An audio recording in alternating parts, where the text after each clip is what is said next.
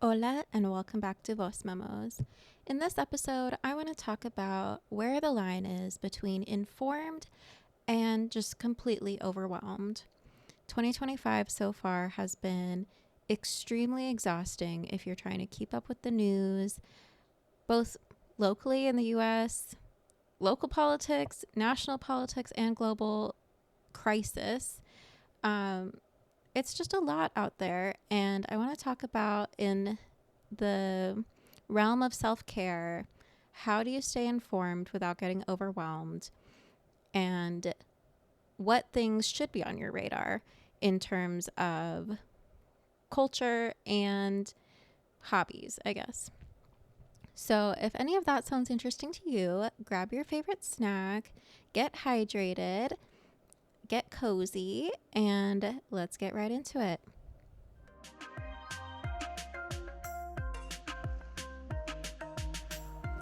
All right. So before I get into everything, I know I just said let's get into it. I do want to do a goal check because I said I would do that. And I think the first episode of the season, I wanted to check in with you guys and see how you're doing on your goals. Are you making progress? Are you falling behind? For me, I am hitting somewhere between my floor and ceiling goal on staying active. And if you don't know what floor and ceiling goal is, go back a couple episodes.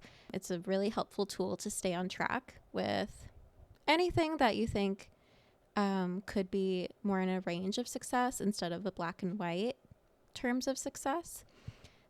So go back and check that out. And then in terms of working on my novel, I am behind.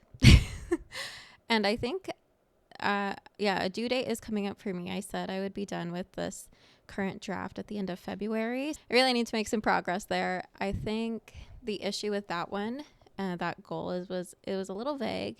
And then sometimes something that happens to me with goals is I get overwhelmed and stressed, and so then I procrastinate. I think that's a cycle many of us fall into. So using this podcast as my accountability buddy, I am going to make progress in the next 2 weeks by the end of February. I will be finishing that draft, and I'm going to do it just a little bit each day. I need to not be scared. I know it's a good book and I want it to be out there. So I'm going to keep working on it. So thank you for keeping me accountable on that. All right. So that's kind of the update on where I'm at with my goals. The whole idea with the goal check is to help spread the magic of this accountability from the podcast to the listeners. I think I accomplished a lot more than I could have ever dreamed last year just by talking about my goals and my progress all throughout the year with this podcast. So I wanted to extend that magic to you guys. So take the goal check seriously, but also it's just fun. It's supposed to help us all accomplish more. So now that we've got that out of the way, let's talk about some of the things that are kind of making me feel insane. Let's be real.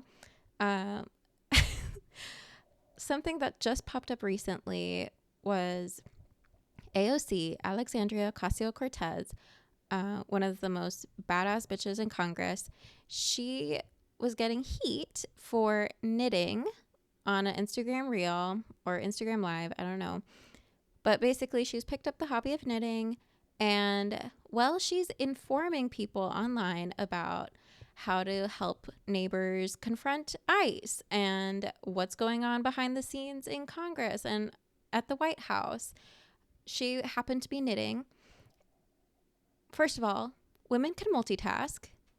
They're like, the pushback on this was insane to me because the amount of times I multitask at work as literally part of my job. Like, part of my job, if I was not good at multitasking, I would be doing bad at my job because I need to be able to tune in and out of meetings. I need to be able to get things done in a day that's completely packed with work. I need to be sending out notes and all these things. So multitasking is part of my job. And I know there's studies out there that say it's not, it slows you down. That's probably true.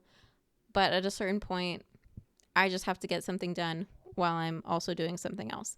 So even if it's a little slower. So the fact that people couldn't believe that you could knit, which is even more mindless than crochet from what I know. You don't have to count as closely with your stitches because it's all on the needle. Just insane to me that people can't trust you to talk and knit at the same time. Like, women have been in knitting circles for generations, centuries.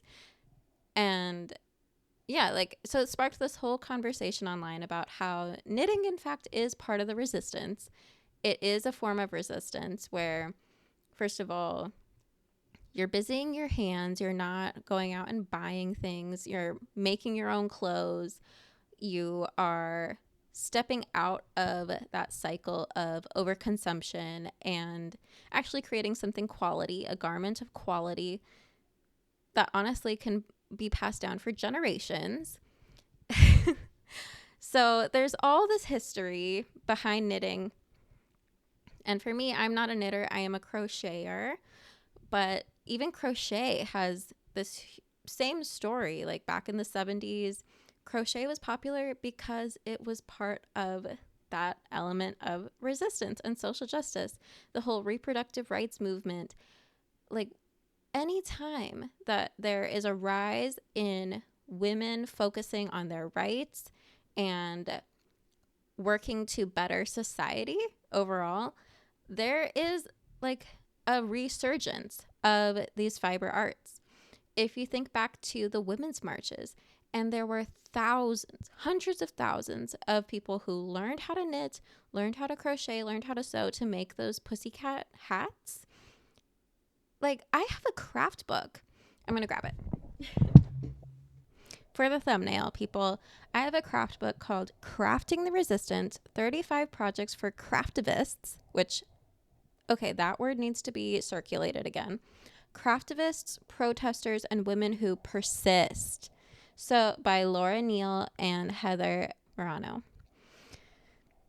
So that in itself, the fact that there's an entire published book about how crafting is in fact part of the resistance, and that I just happen to own it, is insane. Like, that people would assume by knitting, AOC is not doing her job.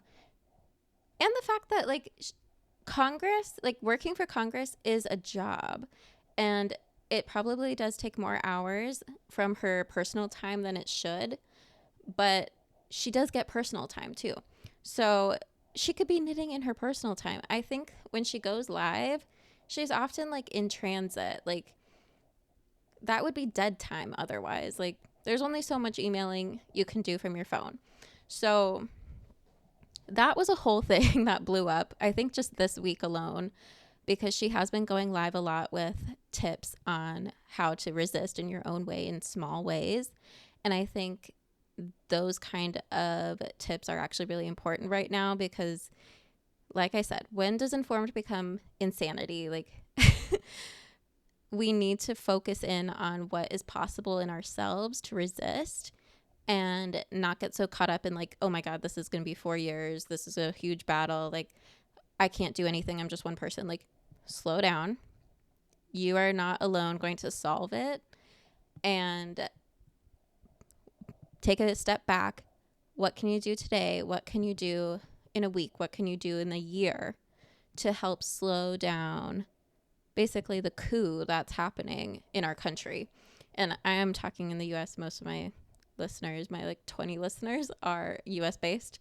But if you're international, I'm getting to that. And I'm getting to the international part of this podcast at the end. But yeah, I wanted to talk about AOC because I love her.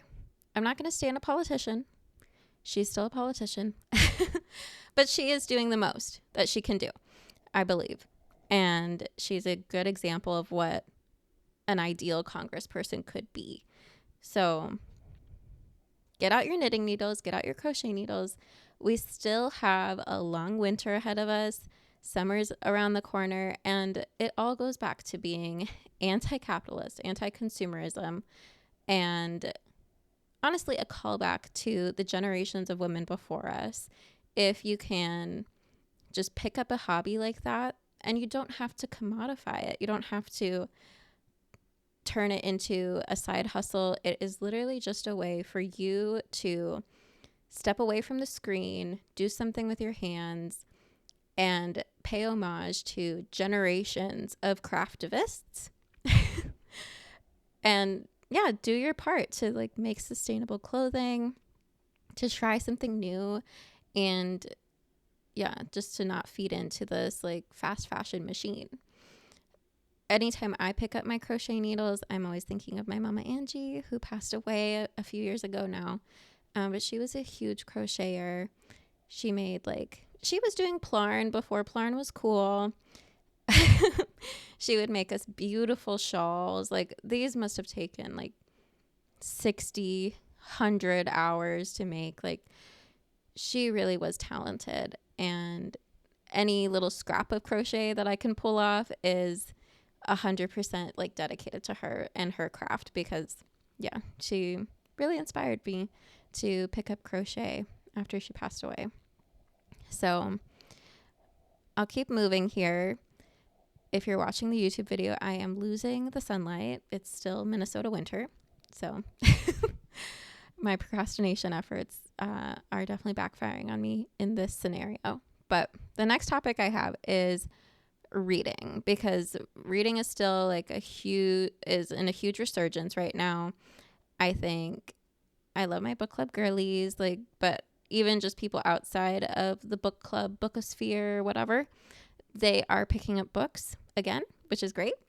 I think there is a current scandal going on with the Kindle, but I'm not part of that, so I'm not gonna get into it. If you have a Kindle, maybe Google I think something's happening for you guys, so just check on that. But in terms of reading, and this kind of plays into media in general and the topic at hand, the informed versus insane, I think we need to be carefully choosing our media right now, because in terms of self-care, I want to be reading like light books, I want to be reading fun books, but then in terms of staying informed, I'm trying to read like actually important books.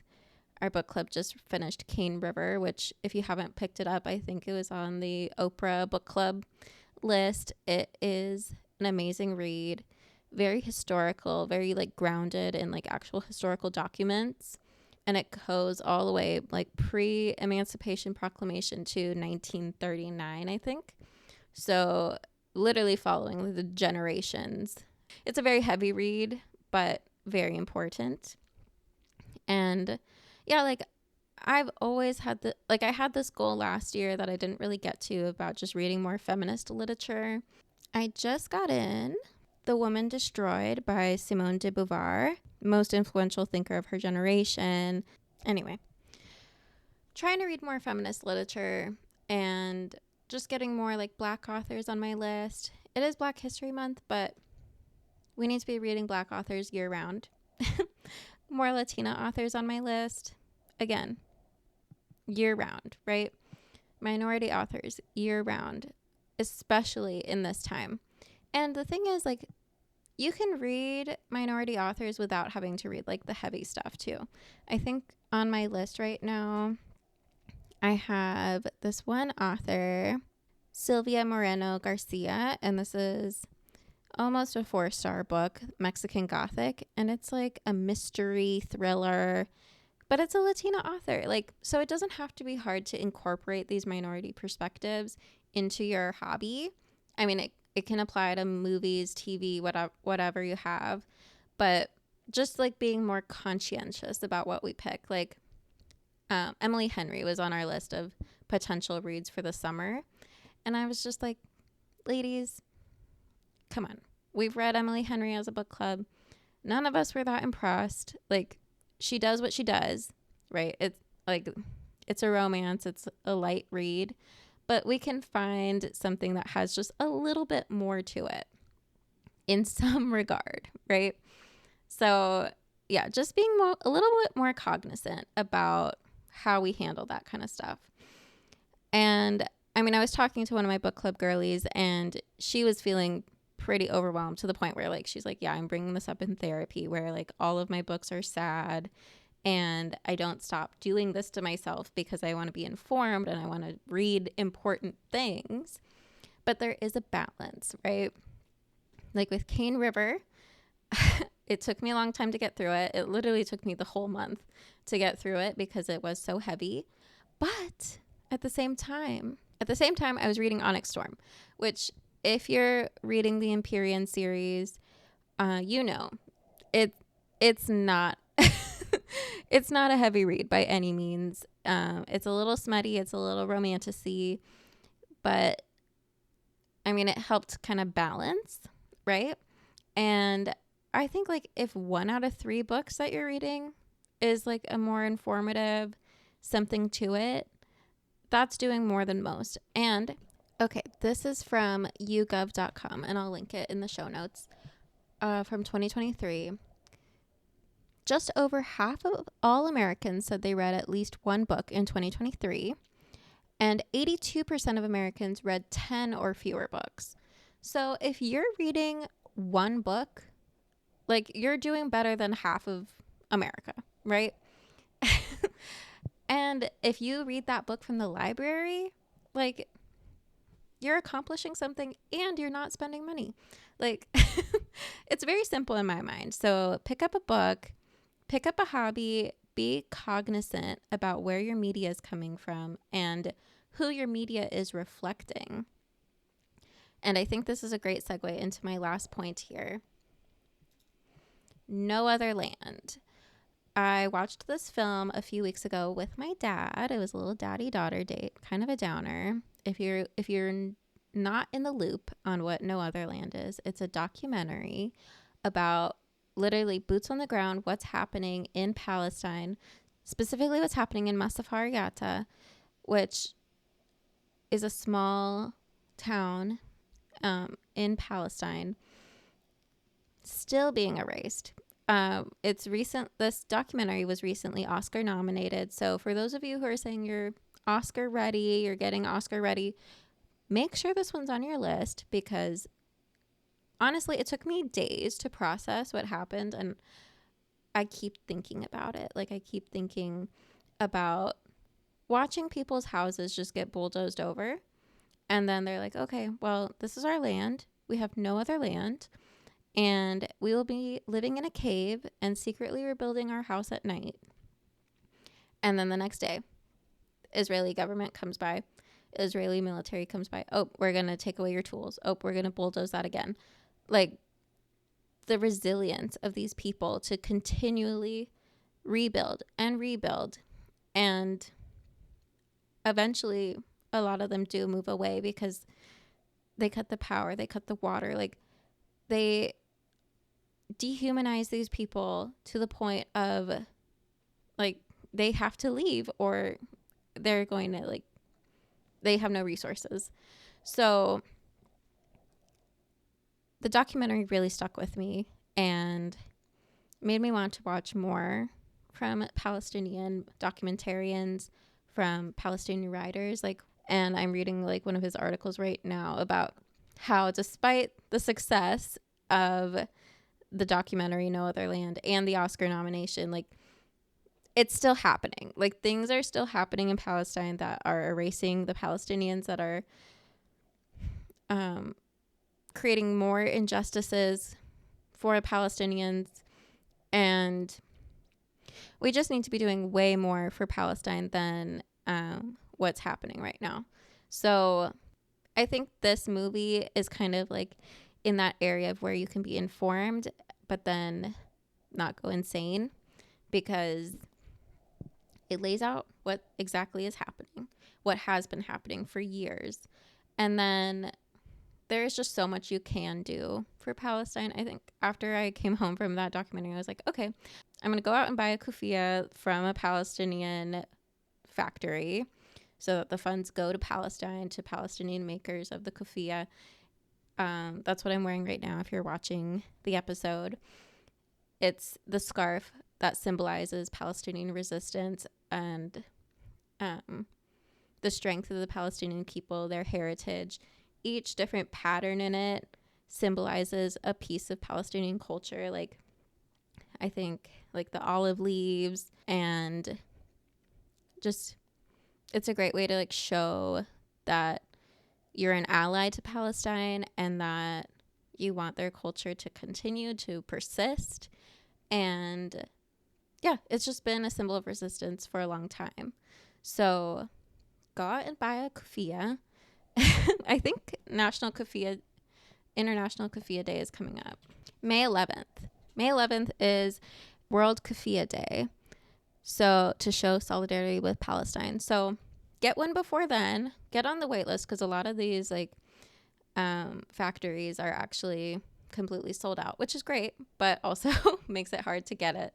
So yeah, I think that's a huge thing. It's just that documentary moved me so much, and I've been talking about it with my friends and trying to get other people to see it. Like, it is hard to see right now because it's not getting picked up. It's on a very small distribution. I watched it at my local art museum, and I live in Minneapolis, so that is a big museum.